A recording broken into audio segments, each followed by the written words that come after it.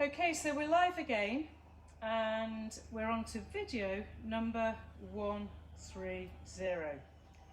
This next section is the Pilates version of the workouts.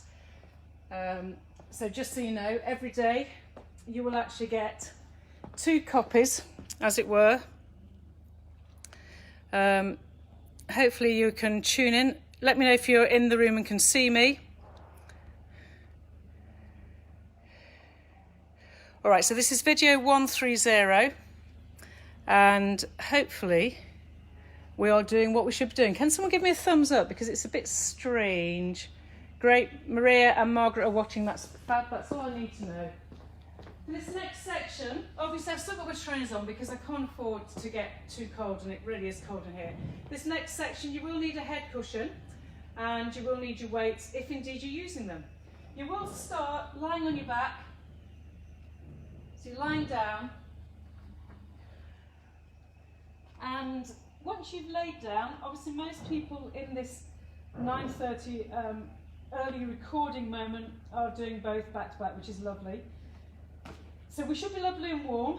Lie on your back, make sure the head cushion's under your skull and not under your neck, and get the sensation of your breathing muscles to contract, expanding and contracting, expanding, which is the eccentric and concentric relationship, okay?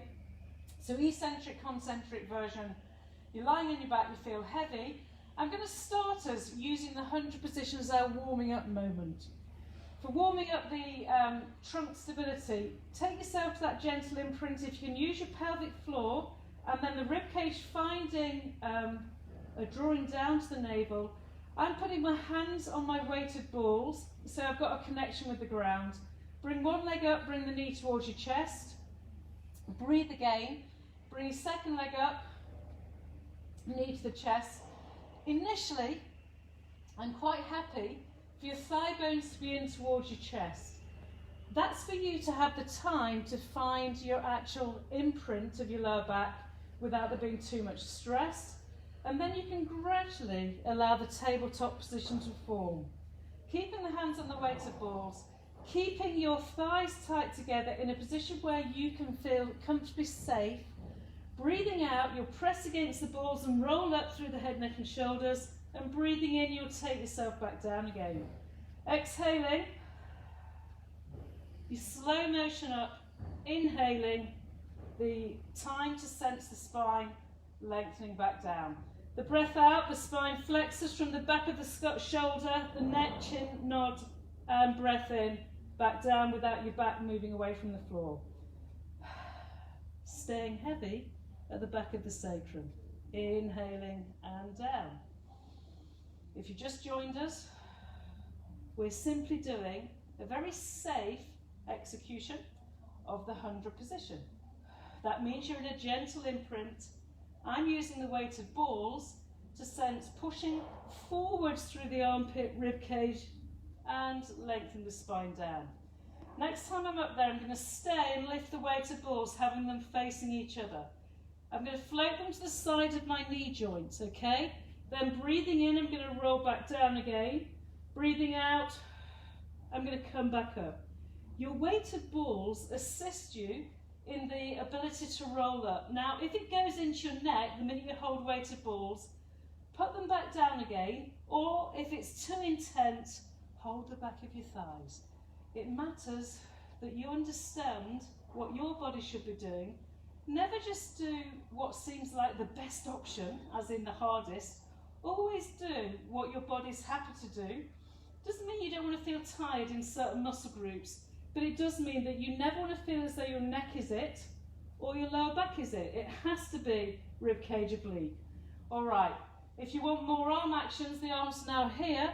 Exhaling, you're going to curl up and push your legs away from the seat area, keeping the thighs together. Inhale and back down.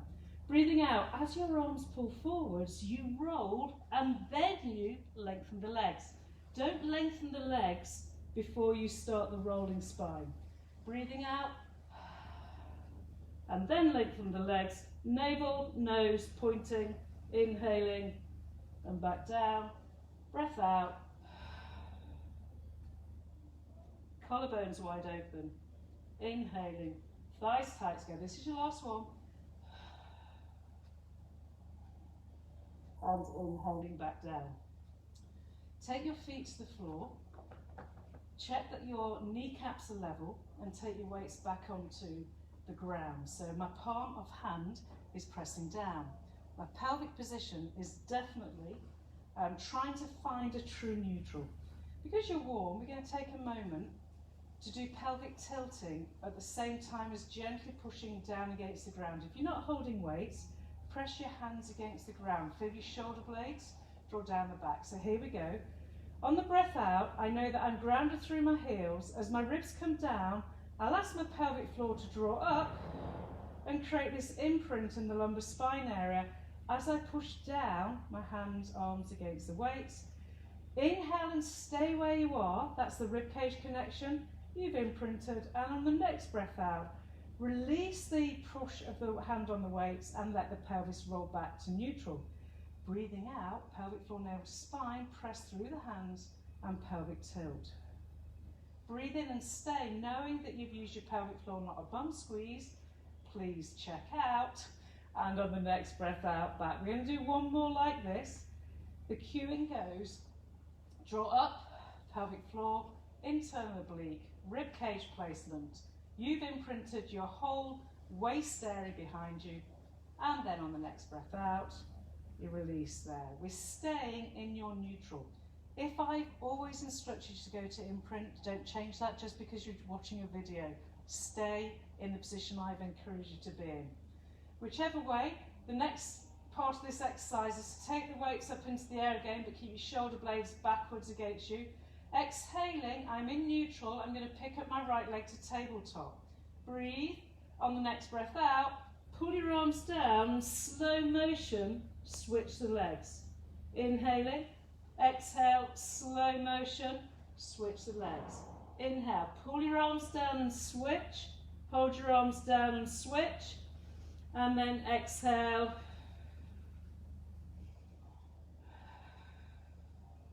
So on the inhale, I keep my arms still and down, and on the exhale, I take them up. On the inhale, I keep my arms still, and on the exhale,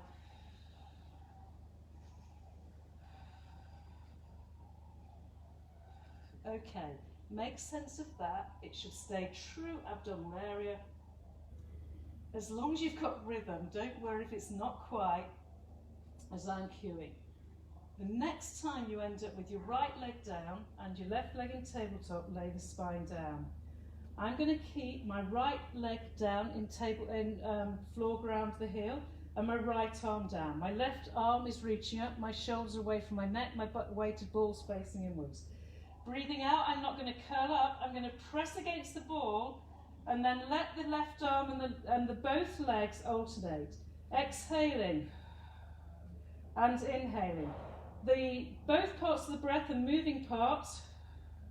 By pushing one arm down against the ground and then moving one arm up and down, keeping a neutral shoulder, keeping an imprint of the lower back, keeping your head down, there should be an immediate connection with your oblique abs. I've got another 4 like this. Now obviously you don't have to let the foot come all the way to the floor, and if you're getting this in your front area from rib cage to hip bones, you're perfectly connected. I'm going to then take it into curling and uncurling. Exhale, curl. Inhale, uncurl. Remember to nod the chin in, to keep the nose, trying to find the navel on the curl up. We're now getting deeper into the bikini area, that's hip bone to pubis to hip bone. And if you're really mindful, you'll notice whether or not your pelvic position is staying true. Pelvis is gentle imprint and absolutely stable from left to right. You've got one more. And keeping one leg down, one leg up, switch arms. Now I keep my left arm down and pushing against the ground as my right arm moves on the inhale and the exhale as your legs do lower and lift, bent leg shape. It's almost harder than curling up because you have to make more sense of the rib cage placement and the obliques working in what we classify as a more neutral, useful position, because in real life you don't stabilise by curling up. Go back to noticing your pelvis. You don't want it to squiggle around, and if it's too intense to take one foot down to the ground and you find you're being pulled out of alignment, then don't take it completely to the ground. Okay, exhaling, curl. Now this is where the obliques shorten, and so we're training the top end oblique to work harder and train so that the upper spine after this activity can have more stability, okay, and a better length. You nod the chin in, you breathe out, you roll up, you breathe in, and you roll down. Exhaling and inhaling. This should really be a silent but deadly activation of your absolute core area. You've got just one more, people. And let that be. There should be no doubt that your abdominal area, from rib cage all the way through to this bikini area here, has found itself into wake up moment. Next position, you need one of your weights, and you're going to be all fours. First of all, let's find our all fours position. I'm going to suggest we do a few tricep dips just before we take hold of single arm weights. The body has already been woken up. In other words, you've already woken up your trunk stability. Therefore, you should find it quite easy to maintain it as you do some tricep dips.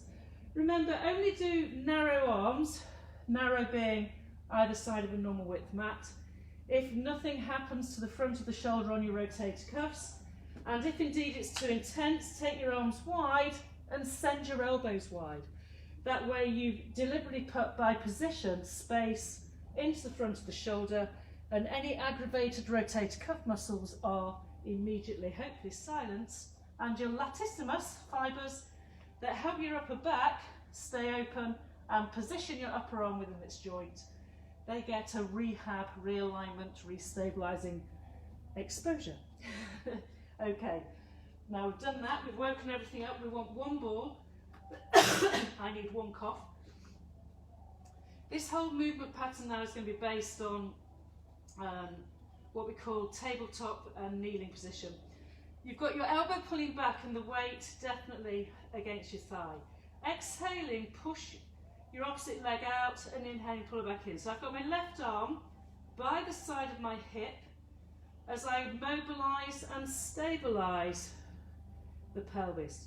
This is an incredibly necessary activation exercise for your hamstring and pelvic stability. So people struggling with hips and shortened hamstrings, this is hugely necessary.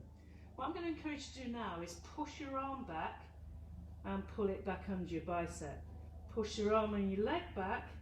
You're aiming to not round your shoulder, drop your shoulder of the weighted arm whilst you move. It's a breath out and a breath in. You're drawing up, navel to spine, crown of the head reaches in one direction. Next time that leg straightens, leave it straight, big toe to the floor. Now breath out, the leg and the arm reach up, and inhale back. The leg wants to limit its reach up and down, because it's not about how high it goes, it's how far it reaches away from the pelvis. The upper back muscles, therefore, between your shoulder blades, you can start to turn your head as you push your arm up. Breathe. Exhale, push your arm, turn the head. Keep it within the axis of rotation, the skull, so your chin's drawn in. Your upper back should start to feel activated. Nothing going on in the neck. Trunk stabilised. Keep this going. Last two. And last one. All right.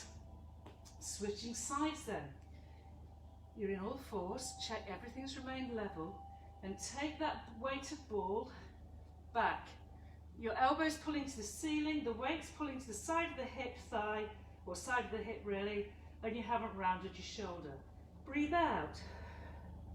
Now the leg goes reaching back on the exhale, returning on the inhale. It's easier without trainers, if I'm honest, but for the sake of no frozen feet.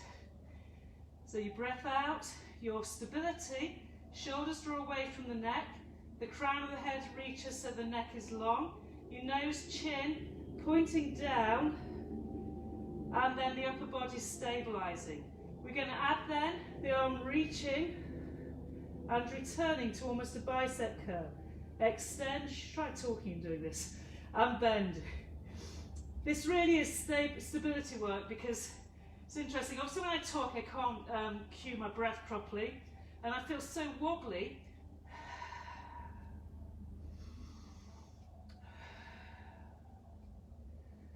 Alright, keep your arm back, keep your leg back.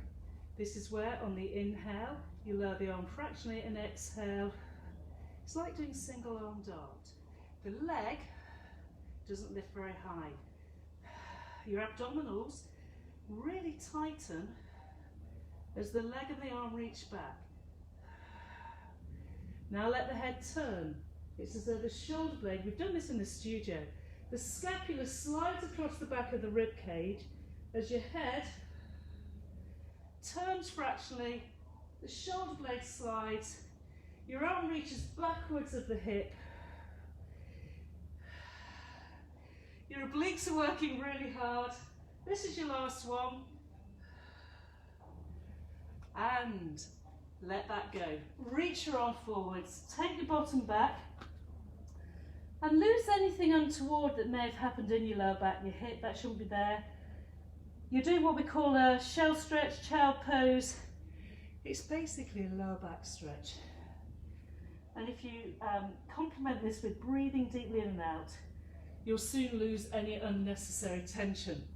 Now I termed this workout abdominals and backs, or front and back.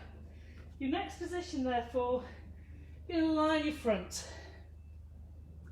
Lying flat on your tummy, reach your feet to feel the end of your mat, and then have your weights by the sides. I'm having my palms of my hands on the weights. I'm going to let you into a secret. I've got a migraine today. I haven't any idea why, because there's no stress in my life. But somehow lying on my front, it's not a pleasant experience. Anyway, follow my cueing should anything else need to happen. When you lie on your tummy, pubic bone needs to be dominant, and these hip bones cannot be pushed into the ground. It's not that you're squeezing your backside, because you're not. You're pelvic stabilising, pelvic floor navel to spine, and your rib cage doesn't want to feel like it's pushing against the ground. While you're listening to me, calm the breath right down. Keep your hands so that they're on the weights, and you can let your forehead go to the ground if you want. The legs are actively reaching but not lifted. The pubic bone is dominant. We're now going to go into a setup that's pulling your shoulder blades together and then placing the skull, the head, the neck. It's dart. You're inhaling and exhaling. As you push the hands against the weights, pull the shoulder blades together and stretch your legs out further as though they're about to lift, but don't let them. They should stay within the hamstring and glutes and the upper back, and nothing to do with the lower back. Keep breathing in and out. Now breath out, let both arms come back, turn the head, breath in, turn the head to point to the floor again. Breath out, keep the legs active. Turn the head the other way. Inhale and back. Now this is really demanding. Exhaling. Inhaling. It's demanding because your upper back is relatively weak, because life isn't really asking the upper back to work as it could and should now that you're getting older.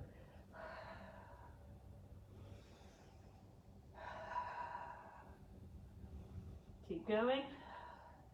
Check your legs stay active in the hamstring glute. My calf is just cramped due to the lovely warm studio. Last one. And let that go. Now take the weights. We have something called swan. which is where you want the W position in terms of elbows backwards of armpits. Your weights are wider than the mat is. So really, you're lying on the floor and you kind of like that, all right? While we keep the upper back active, and the back of the neck therefore, between the shoulder blades, your legs can go as wide as your mat is. You're already working for shoulder stability here. Breathe out and push your legs so far away that the right leg can float off the mat, the floor, and then lower down without there being anything else happening to the posture. Exhaling, one leg floats and reaches, inhaling, lowers. If you're looking on the screen, you'll barely see movement because this is about extension of the back of the hip rather than a big kick that's like an earthquake going through the body all the way to the lumbar spine. In doing this how I'm describing, your upper back is staying connected, shoulder blade through the mid-rhomboid mid-traps. The back of your upper arm is staying connected, whilst the posterior part of your backside to hamstring is reaching. The next time, push both legs together and pull them down. Reach them away together, pubic bone dominant. And then we can add to this, as your legs reach, push into the balls and find yourself into what we call a swan. Inhaling and back down. Legs lower and reach. Exhale, pelvic floor navel spine, pubic bone dominant. Reach the legs and then pull your shoulder blades towards each other using the weighted area. It's the thoracic area, not lumbar. If it's going into your lumbar spine, don't let your legs lift. If it's in your lumbar spine, focus on the thighs staying heavy, the pubic bone dominant, and pulling your cleavage forwards. So cleavage forward, shoulder blades away from the neck, crown of the head to the ceiling, pubis dominant, and back down. We have one more. Legs are extended, trunk stabilization, symmetry from left to right, and lowering back down. Okay, folks, take yourself right back into a shell stretch, leaving your weights out of it. From the shell stretch, tuck your feet under your toes, and you're going to roll yourself to a standing bent over roll down position. Breathe in and out, and then pelvic tilt to return your posture back up. Okay, well done. That was your abdominals, which was front and backs, to complement the leg workout. Fantastic that you're able to be here, that we can share this space and time during lockdown number 3. I will try and be as innovative and creative as I can. People are already contacting me regarding equipment. If you need to borrow, buy. If you need something that helps you keep going, if we can give it, we will. Apart from that, let me know what you need in terms of in the workouts if you want more of something. And there's also Zoom, so you can book into Zoom. We open tonight with Zoom at 6 o'clock Tuesday, 7 o'clock Wednesday, 6 Thursday. We will put more sessions on if indeed there is more demand. But we're aware that people have lots of different requirements, although now that we know there's a good 6 weeks to go, I suspect people may well dig in and find something more to work with. All I can say is goodbye, and I will see you again tomorrow, if not on Zoom. Okay, stay well, take care, and stay safe.